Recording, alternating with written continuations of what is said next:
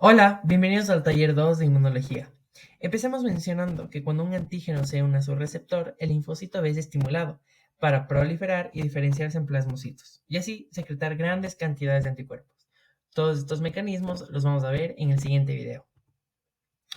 Los anticuerpos son glucoproteínas construidas por cuatro cadenas polipeptídicas, dos cadenas pesadas idénticas que son las cadenas H de heavy y dos cadenas ligeras idénticas que son las cadenas L de light. Cada brazo de la Y, que es justamente la forma de la inmunoglobulina, está formada por una cadena ligera, unida con las partes aminoterminales de una cadena pesada, de forma covalente por un enlace disulfuro. El cuerpo de la Y consta de las partes carboxilo terminal de las dos cadenas pesadas. La región variable es aquella región en donde las cadenas polipeptídicas presentan una gran diversidad en su secuencia de aminoácidos. Esta variabilidad es quien brinda diversidad de especificidades entre el antígeno y el anticuerpo. Las demás tienen una poca variación, y estas son las regiones constantes o las regiones C. En la IgG, por ejemplo, en la mitad de la cadena pesada se forma una región de bisagra, que puede ser cortada con proteasas para producir Fab, que es el fragmento de unión al antígeno, y FC, que es del cuerpo y se cristaliza con facilidad. Las diferencias en las regiones C de las cadenas pesadas nos dan los 5 isotipos de las inmunoglobulinas, que es la inmunoglobulina G, M, D, A y E. La cadena ligera solo tiene dos clases, que vienen a ser kappa y lambda. La región V del extremo aminoterminal de cada cadena pesada o ligera está formada por un solo dominio variable, que es el dominio V, VH en la cadena pesada y VL en la ligera. Un dominio VH y uno VL juntos forman un sitio de unión al antígeno. Los otros dominios tienen una poca diversidad, siendo así dominios constantes o dominios C. En la estructura de un dominio de la inmunoglobulina individual, las dos láminas beta se mantienen unidas por fuertes interacciones hidrófobas entre sus cadenas laterales. Ahora, las diferencias en secuencia de aminoácidos se reconocen en regiones específicas, que son las regiones hipervariables o HV. En cada dominio V hay tres regiones hipervariables. La unión de una cadena pesada y una cadena ligera reúne las asas hipervariables de cada dominio V para formar la superficie hipervariable compuesta, dando lugar al sitio de unión antígeno en la punta de cada brazo Fab. Las asas hipervariables también se denominan regiones determinantes de complementariedad, que vienen a ser CDR1, CDR2 y CDR3.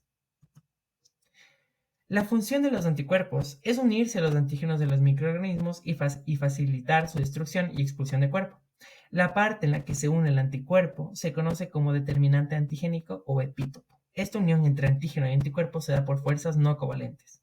Cualquier antígeno que contenga más de un epítopo o más de una copia del mismo epítopo se conoce como antígeno multivalente. Los epítopos de los antígenos de proteínas se clasifican en lineales, que son epítopos compuestos de varios aminoácidos sucesivos en una secuencia de proteínas, y los discontinuos, que se forman por dos o más partes del antígeno proteínico que están separados en la secuencia de aminoácidos, pero que se juntan justamente por la proteína doblada. En la respuesta inmunitaria, los anticuerpos eficaces son aquellos que se unen con fuerza al antígeno y no lo sueltan. Anticuerpos monoclonales. Debido a la especificidad y fuerza de un anticuerpo por su antígeno, hace de los anticuerpos muy útiles para detectar y cuantificar un antígeno específico. El método para realizar esto se basa en aislar linfocitos B de los animales inmunizados, como por ejemplo un ratón, y se fusionan con células tumorales para formar líneas celulares de hibridoma que se multiplican y producen anticuerpos con la especificidad deseada. Cabe recalcar que la calidad de tales sueros depende de gran medida en la pureza del antígeno, ya que solo se puede producirse antisueros específicos para una sola proteína. Los anticuerpos monoclonales se emplean como tratamiento, así como para diagnóstico, y un ejemplo de esto es prevenir el rechazo de trasplante de órganos. Para hacerlos más específicos, se producen anticuerpos monoclonales quiméricos, en los que se combinan regiones variables murinas con regiones constante humanas. Un ejemplo de un anticuerpo monoclonal quimérico de este tipo se llama Ruxintab, que se emplea para tratar algunos tipos de linfoma de linfocitos B no Hodgkin. Este es específico para la proteína de superficie CD20 y se une con fuerza a los linfocitos B normales y a los cancerosos y los marca para su destrucción con las células natural killer. La diversidad de inmunoglobulinas en linfocitos B. Los locus de genes de inmunoglobulina de las cadenas pesadas y ligeras constan de familias de segmentos génicos, dispuestos de manera secuencial a lo largo del cromosoma. Cabe recalcar que cada conjunto de segmentos contiene versiones alternas de partes de la región variable de la inmunoglobulina. Antes de que ésta se pueda ser expresada, es esencial que los segmentos génicos individuales se reordenen a fin de ensamblarse en un gen funcional.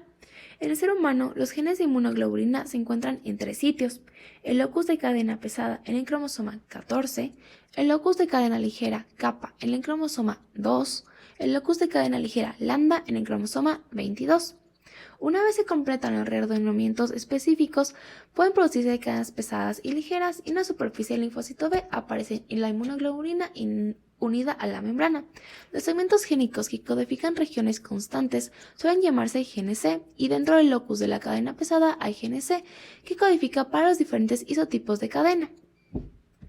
En cuanto a la cadena ligera, los dos tipos de segmentos génicos que la codifican se denominan segmentos génicos variable y de unión. En un linfocito B individual, solo uno de los locus de cadena ligera, kappa o lambda, dando origen a un gen de cadena ligera funcional. No pueden existir ambos en un cromosoma. Y en cuanto al locus de cadena pesada, incluye un grupo adicional a los vistos previamente, los cuales incluyen segmento génico de diversidad, variable y de unión.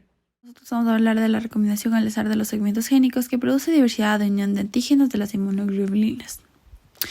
Es importante reconocer que durante el desarrollo de los linfocitos B, los segmentos B, B y J se van a cortar y reempalmar por recombinación de DNA, esto para poder codificar la región variable de una cadena de inmunoglobulina.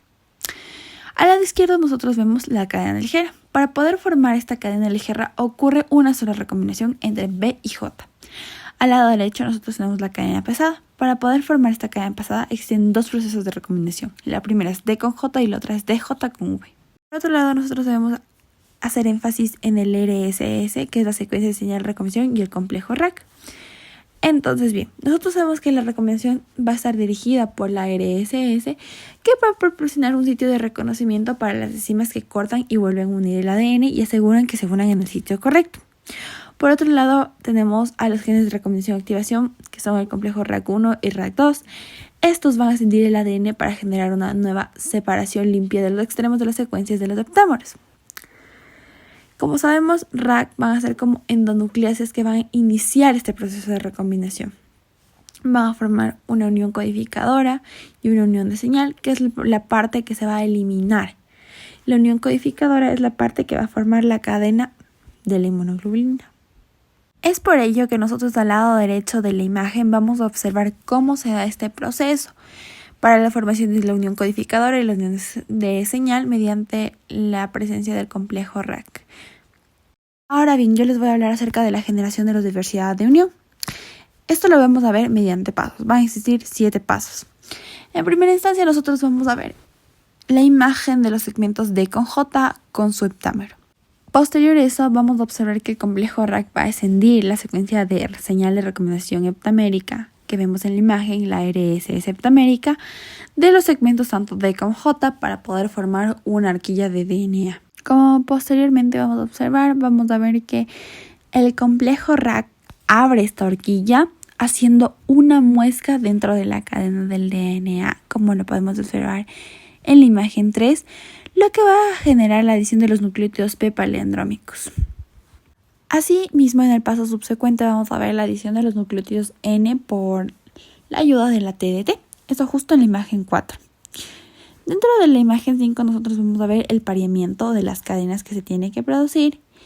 En el paso 6 nosotros en cambio vamos a ver que los nucleótidos no pareados van a ser eliminados por la exonucleasa, y finalmente vamos a poder observar en la imagen 7 que los huecos se van a llenar mediante la síntesis y también la ligadura para formar una unión codificadora, para de esta manera terminar con todo el proceso antes mencionado. En este momento vamos a hablar acerca de los linfocitos B vírgenes que utilizan el empalme alterno del mRNA. Como sabemos, los linfocitos B circulantes que aún no encuentran un antígeno se van a conocer como linfocitos B vírgenes, que se van a expresar en forma de IgM e IgD, como lo observamos en la porción derecha. Esta es la presentación de IgM e IgD.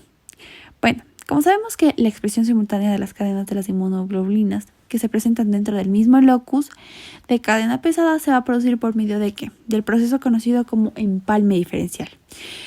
que va a estar dentro del mismo transcrito del ARN primario, donde va a intervenir el reordenamiento del ADN genómico.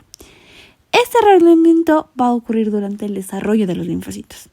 Y en primera instancia, el gen reordenado se transcribe. Este transcrito que se produce de RNA resultante se va a empalmar y procesar. Y entonces el mRNA o ARN mensajero se va a traducir para formar una proteína de cadena pesada. Inmunoglobulina. El reordenamiento de los genes de la inmunoglobulina da como resultado genes que expresan únicamente una cadena pesada y una ligera, a pesar de tener dos alelos que codifican para cada una. Este fenómeno se conoce como exclusión alélica.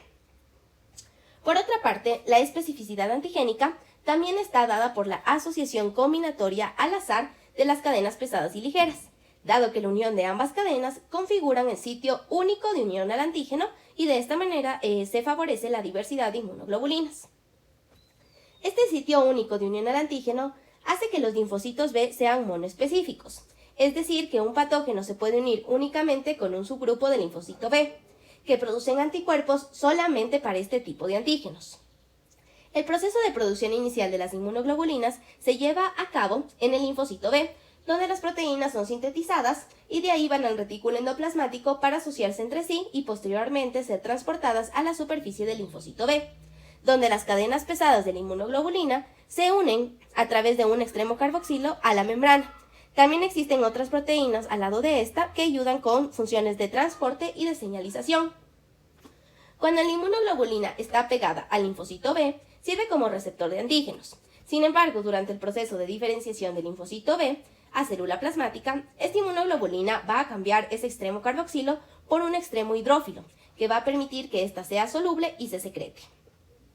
Ahora bien, una vez que el linfocito B ha sido activado, por la unión al antígeno, se va a producir una hipermutación somática.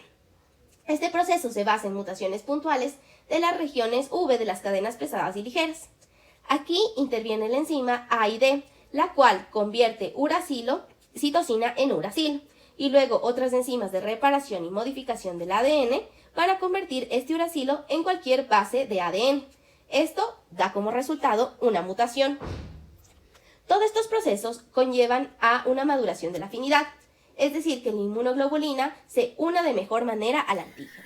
Cuando existe un cambio en el isotipo, las inmunoglobulinas van a tener diferentes regiones C, pero igual van a ser específicas para un antígeno. Los cambios de isotipo producen anticuerpos con otras funciones efectoras y dependen de la A y D.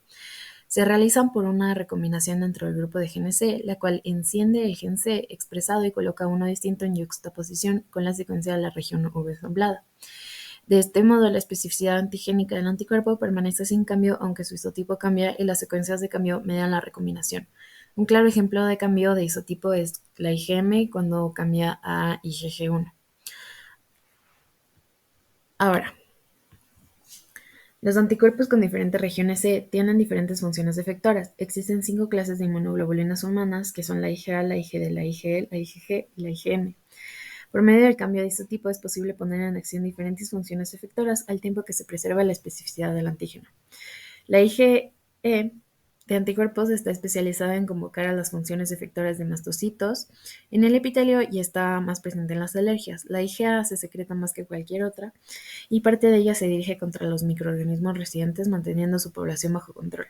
La IgG es el anticuerpo más abundante en los líquidos corporales internos, es más pequeño y más flexible que la IgM y esto le da fácil acceso a antígenos en la expresión extracelular de tejidos dañados e infectados. La IgG4 tiene 4 subclases y estas tienen funciones complementarias diferentes. La IgG1 es la más abundante y versátil de las 4 subclases y es intermedia en cuanto a su flexibilidad, susceptibilidad a proteólisis y capacidad para activar el complemento. La IgG2 es la segunda subclase más abundante. La bisagra tiene una longitud similar a la de IgG1, pero contiene enlaces disulfuro adicionales que reducen su flexibilidad, su susceptibilidad a proteólisis y su capacidad para activar el complemento. La IgG3 es la que mejor activa el complemento, tiene una región de bisagra mucho más grande que le da más flexibilidad para unirse a los antígenos y también hace que su Fc sea más accesible para unirse a la C1. Ambas cualidades contribuyen a su activación superior del complemento. Y por último, la IgG4 tiene una región Fc que no activa el complemento debido a que tiene una unión deficiente a la C1q. Lo que sí tiene es que puede intercambiar módulos compuestos con otra molécula de IgG4 y por ende tiene efectos inflamatorios y se eleva cuando hay reacciones alérgicas.